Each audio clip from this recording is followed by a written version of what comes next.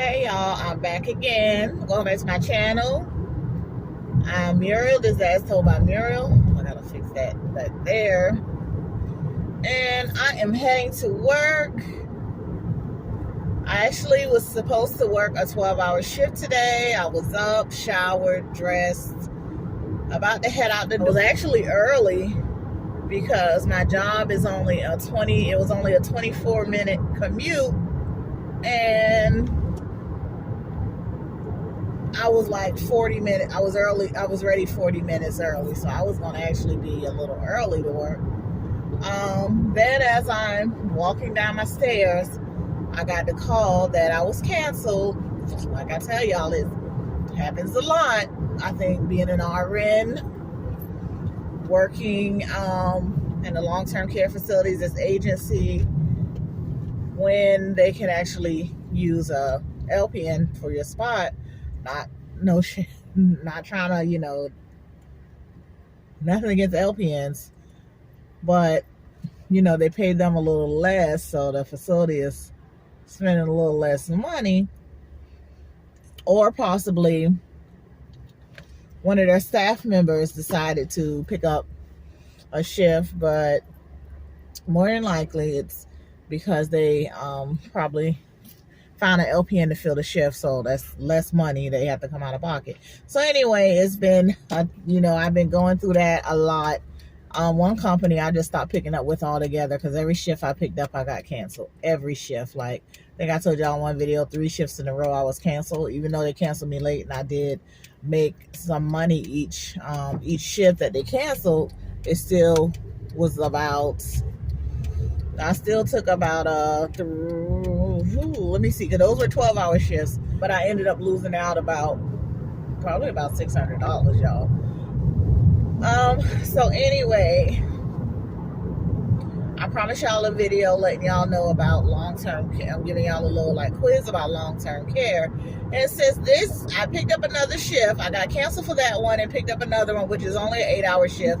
But this one is actually 40 minutes away. So I didn't get the approval for it until 6:30. So I'm going to be about 10 minutes late, but they're aware. So let me go ahead and make this video now, because I had some thoughts on some scenarios that you may come across working long-term care as a new nurse, experienced nurse, or whatever, if you didn't come across this yet. So okay, so the first scenario, let's say you've been working on a unit consistently for a month and a half, 2 months, whatever. Because this actually happened to me. I was 3 years into my career. You've been working on a shift consistently. You know your residents, you know their meds. So you get a little cocky, you get cocky. You're to the point where you can pull up your meds, just glance over. At this time, we were just doing paper Mars. It wasn't computer, so it wasn't like a quick little, you couldn't just quickly click some buttons. And there are still some facilities with paper Mars, but so you're so used to this patient getting a certain medication. In my example, the patient got Ambien every night. So you go ahead and you pop your meds, and then you go back to sign it off, and you realize on your days off that a medication, in my case, this patient's Ambien, was discontinued like the day before. They started doing this thing called a drug holiday, where they wouldn't give the patient an Ambien one night of the week. And so me realizing I did this, I filled out like a med error form on myself. I did a med error because technically that's a med error because the medication was DC'd. I think I actually got written up for it. I'm not gonna lie, I can't remember, but I remember doing this because it was my first time doing it. And it takes one mistake for you to do something wrong and learn not to do it again. So anyway, I rolled up a med error sheet on myself. So let me ask you guys, after I did the med error sheet on myself and I talked with another nurse like the next day or 2 days later, she gave me a better solution. So put down in the comments what you guys think would have been the better solution to where I wouldn't have had to do a med error form on myself. I'm gonna give you a couple seconds. Pause it right here. I want y'all to put y'all answers down below. Anywho, so talking with another nurse a couple days later, she was like, girl, why'd you do that? All you had to do was call the doctor, let him know that you didn't realize it was discontinued, ask him for a one-time only dose for that day, a one-time dose. That would have rectified the situation. I would have been backed up by the physician, and everything y'all would have avoided getting written up and everything. And it didn't even dawn on me that night to do that. So that's one of the things you can do. If you accidentally give a medication, now this is for a medication, say your patient was on 20 milligrams of Norvasc, and they decreased them to 10 milligrams, or they DC'd the Norvasc altogether. You didn't realize that you was cocky, you was pulling up meds. Some people just won't do anything at all, because they've been on the medication before. So what one more dose is going to do? In my situation, it was a narcotic. So it was no way to even get around it, because people were going to know I had to sign the med off. Now, there are some nurses who, you're not supposed to do this. Some nurses are wasted with you, like it fell or whatever. That's one of the ways some people do things, but that is not the correct way to do it. That's not the correct way to do it. But yeah, so all I had to do was call the doctor and say, hey doctor, I've been working with this patient. I was off a couple of days, didn't realize that we were doing a drug holiday, or you DC'd or you decreased the medication or whatever. Can I get an order just for that one-time dose that I gave? I apologize. Most doctors will be like, yeah, that's fine, go ahead, because they don't want you to get in trouble, but they'll appreciate that you was honest about it. Some of them might tell you, well, you should have read it, whatever. I let them say whatever, as long as they give me the order for that one-time dose. Okay, another scenario. This happens all the time in long-term care. So let's say you're working with a patient, and you give the last narcotic out of the packet, or you see there's only 2 narcotics left after you pop yours, or there's none left. What do you do so that the next nurse, if there was no narcotic, what do you do in that case? And if you're popping the last or the next narcotic, what do you do in this situation? Pause it right there. Okay, guys, so in the situation that you're popping the next to the last narcotic, most people will just fill out the refill order form for them to refill the narcotic. Now, if you watch my next to the last video, you'll know that that's not the best practice when it comes to a narcotic, because sometimes prescriptions are needed. And if you're just faxing the refill order to the pharmacy, you won't know that a script is needed for that narcotic. Now, on some cards, narcotic cards, it'll say 0 out of 30 refills left. Not to say that some narcotics don't have refills, but some cards will actually say 0 out of 30 refills left. 1 out of 30 refill left. So if you see it says like 1 out of 30, 1 out of 3 or 1 out of 30 or something like that, then they do have refills. But half the time, more than likely, a lot of the time, you don't even have a card, because someone already popped the last one out and got rid of the card or whatever. So you need to actually call the pharmacy, ask them, does this person have any refills on this script? If the pharmacy says no, then you have to get in if they have any refills on this script. If the pharmacy says we need a prescription, then you need to contact the doctor. Listen, y'all, if y'all pop the last pill, or if you don't have the card, you need to contact the doctor. Ask them to fax you over a script, either to the facility or straight to the pharmacy. A lot of doctors now have the pharmacy fax numbers. They just fax it all the way to the pharmacy just to cut out the middleman, which would be you. And then ask the doctor, can you get an order to hold the dose that you do not have until it is available. A lot of times the doctor will not do that because they'll see it as the nurse's staffing fault for not ordering soon enough. But you could ask, can I just get an order to hold this dose until the medication is available? Because that covers you and the facility for a missed dose of medication.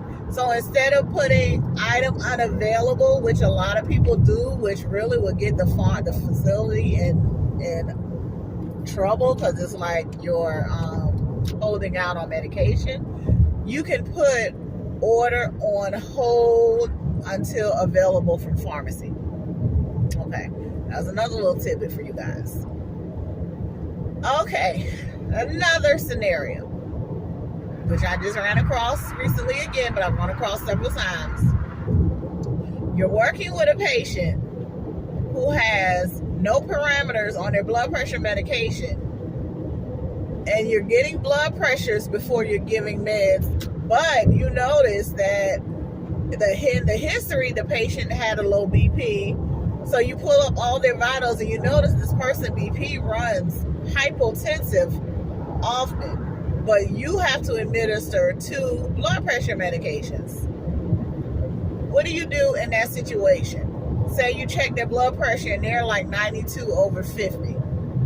You're not supposed to not give the medication, but they tell you to use your nursing judgment. But if you don't have parameters on there, you don't have an order to hold if less than, what do you do in that situation? Write it down below.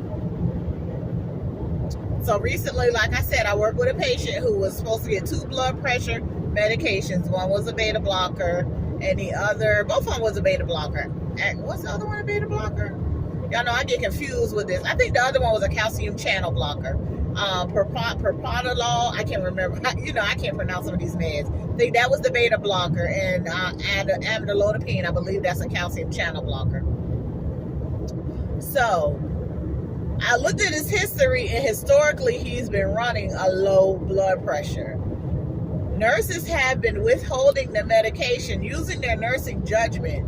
He hasn't been getting the medication, but they are actually not adhering to the doctor's orders because the doctor didn't have parameters on that medication. So technically they weren't supposed to hold the medication. So as the nurse, what I did was I called the doctor. I said, hey, this patient's blood pressure is such and such this morning. He gets these meds twice a day. He has no parameters, but I just did a manual. Y'all go do a manual. I did a manual blood pressure, and the patient's blood pressure was 92/62, something like that. Can I hold this dose of blood pressure medication? The doctor told me yes. I also asked the doctor, when they return, can they put some parameters? When they come and evaluate the patient, can they possibly put some parameters on the blood pressure medication? They told me to put it in the book, and that's what I did. That's how you handle that situation. Now, not gonna say any other doctor, some doctors will actually tell you over the phone, yes, hold it, and then put an order in to hold if systolic is less than 100. I've seen less than 100 a lot, and I've seen less than 110. In this particular instance, the doctor didn't give me any parameters. He just told me, yes, I can hold it. I can hold the dose of medication. So when I go back to that facility they're working in, hopefully there'll be some parameters on this patient's medication. Now, mind you, I went there as an agency nurse. I've never worked with that patient before, but on the system that they have, on the system they work with, they ask you for blood pressures with certain blood pressure meds. Like, the system will ask you for it, but it doesn't have parameters. So I saw the last BP and what it was, and the nurse held the medication. And so then I just went to vitals and looked up the history of the person's blood pressures, and all of their blood pressures were low like that. So staffing has been holding that medication without an order to hold, basically, which they're not supposed to do, because we're not supposed to go against the doctor's orders, but then you got to use your nursing judgment. So instead of just going off nursing judgment every time, just notify the doctor, let them know. And, because if you're taking it to your hands and be like, well, the doctor didn't put parameters, so I'm going to give it to him, and this patient bought him out, they're going to look at you like, why would you give a patient 2 blood pressure medications when they are already hypotensive, So that's another scenario. Let me think of another one. Y'all probably say, this is simple, y'all. This is simple, but y'all see, I'm bringing these up because I ran into these just recently, and no one addressed them. Okay. Another situation. You're working with a patient. It's a medication you're not familiar with. You've never heard of. They have it ordered. So you Google the medication. You find out what it's for, because Google is my best friend. And you notice that none of the doses of this medication has been being given, because it shows on the history, not administered, not administered, not available, not administered. So you're like, well, what's going on?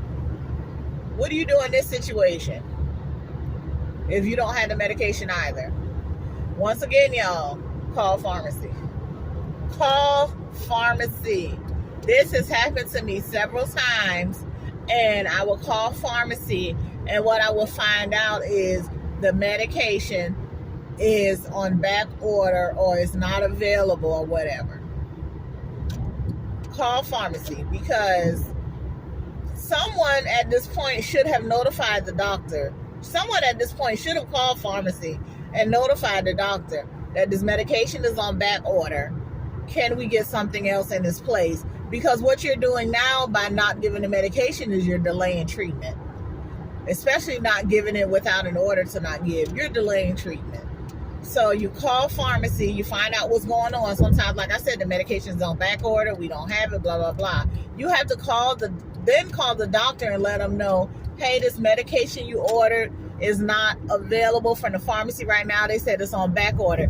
Can I get an order to hold until available for pharmacy, or can you DC the medication, or, give them something else that's the same, how there are different meds that have the same action. Can you order them something else but DC this current med? That's all you have to do as a nurse. That's taking the initiative to handle something, because let me tell you, they don't be doing it. A lot of these things I ran into as a staff nurse, honey. The staff nurses don't be taking the initiative to do these things, and I don't know if it's because they don't know, or I don't know, but I definitely run into it a lot working agency. The agency nurses, some of them ain't gonna take the initiative to do all these phone calls, honey. They're gonna be like, I don't work here, they should have had this together, blah, blah, blah, let it go. Call the pharmacy, y'all, then call the doctor, find out, see if you can get an order change, or get at least an order to hold until available. Okay, another situation, and this is gonna be my last one. You've been working with a patient, or haven't been working with them, whatever. You work with a patient, they are a G-tube. At one point, they took meds PO. Now they are G-tubes. But you notice that they're getting enteric-coated medicine. They have enteric-coated aspirin ordered. They got enteric-coated Depakote ordered. They got all these enteric-coated pills, enteric-coated Protonics, and all this. Now, this patient, you're not supposed to crush these medications, because they're not supposed to be crushed. They're delayed release, extended release. But it's being signed off that it's been being given. So, staff has been crushing these enteric-coated medications, extended release, delayed release. Staff has been crushing it. What do you do in this scenario? Y'all, once again, we back at it again. Call pharmacy. Call pharmacy. See if the medication is available in a liquid form, a suspension, a liquid, elixir, whatever. See if it is available, because a lot of those medications, Protonics come in a liquid, Depakote come in a liquid, aspirin comes in a crushable. Then call the doctor, or you could just call the doctor first, because a lot of doctors just know. Then call the doctor and let them know, hey, patient is a G-tube. Maybe the patient just is a new G-tube or whatever, return from the hospital, whatever. It's a new G-tube. And when they got their medication orders, instead of ordering the liquid forms, they just went ahead and kept the enteric coated that the patient had before they left. Call the doctor, say, hey, this patient is a G-tube now. They're not able to swallow meds. We got all these extended, they're not able to swallow. And we have to crush them, but they got all these enteric coated medications. Can we change it over to the liquid form? Because in order to get the suspension, elixir, whatever, the doctor has to actually write for that. So go ahead and call the doctor and get an order for these, to convert these medications to liquid form or crushable form. Y'all, it's not that hard. Y'all, it really takes, let me tell you, I'm not advising you to do this, but I do it, but I'm not advising you to do it because, you know, some of you, whatever. I wear my earbuds to work. And I have my cell phone on me. Some places have a cordless phone that you can use. I don't like using a cordless phone too much because so many patients and everybody else be on the phone. And I don't be wanting to put that phone in my mouth and my ears. But I take out my cell phone, honey, and I call a doctor wherever I am. I duck off in the bathroom or whatever, wherever I'm standing at the time. And I make the phone calls to the doctor right then. I don't, sometimes I wait till I finish a lot of times I wait till I finish the morning med pass. Then I'll get to the desk and I'll make the phone calls. But sometimes, I'll write it down as I go. Like, I'll write down as I go. But I couldn't administer the medication because they're enteric coated, whatever. But, you're not supposed to crush it, but I call the doctor right then to make sure that I get that order so that the other form of the medication can come in that very night, or the first run of pharmacy. Some people have pharmacy runs twice. They run like 2-3 o'clock in the evening, and then they run again at night. But I go ahead and handle that so that the correct form of the medication can come in, because there aren't a lot of patients who are G-tube that'll convert back to taking things by mouth. There are some, don't get me wrong, there are some, but it doesn't happen very, very often. So, y'all, if y'all enjoyed what you see, subscribe to my channel, hit the like button. Just give me y'all some tips, some little tips. I guess this is like MedPass tips for some things you may encounter and how to deal with these situations. Don't forget to hit the like button, subscribe to my channel. I'm Muriel, this is So by Muriel, and I will be back with another video sometime soon, y'all. Bye.